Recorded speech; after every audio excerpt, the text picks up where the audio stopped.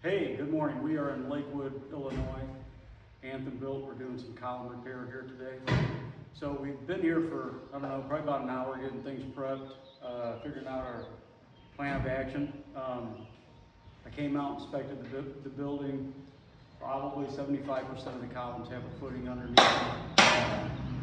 This is a Bonanza building, so they're real good for possibly not putting footings underneath end walls that don't have a door jamb.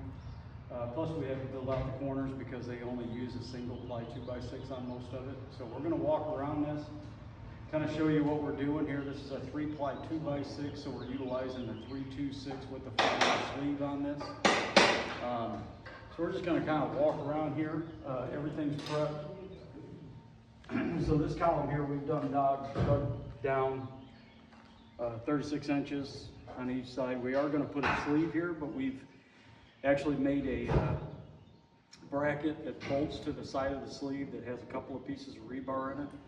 So we dig down on each side of the column, we'll push that sleeve down, and then we'll backfill that foot with concrete, so that gives us a good footing and uplift.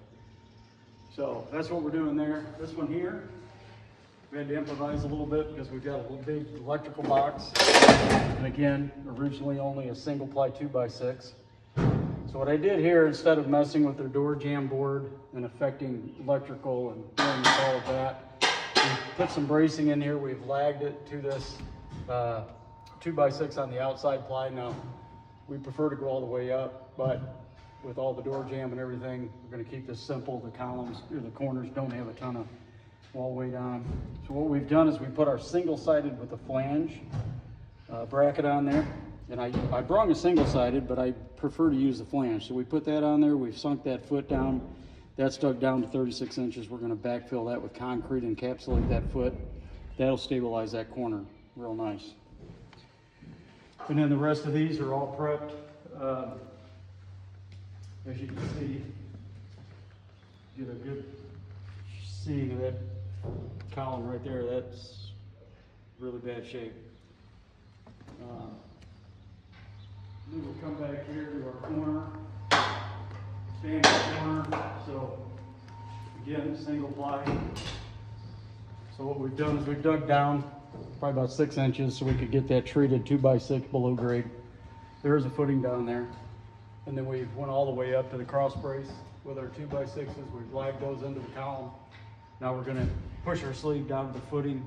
We can use a normal size sleeve on there and have a good repair on the corners.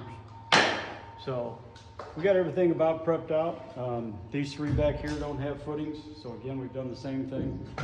Dug both sides. We're gonna put our bracket on the side of the sleeve so that way once we push it, we can backfill that with concrete, have a little bit more long-term life in that. So our next step is we'll get the sleeves out, get them all set, and start pushing. So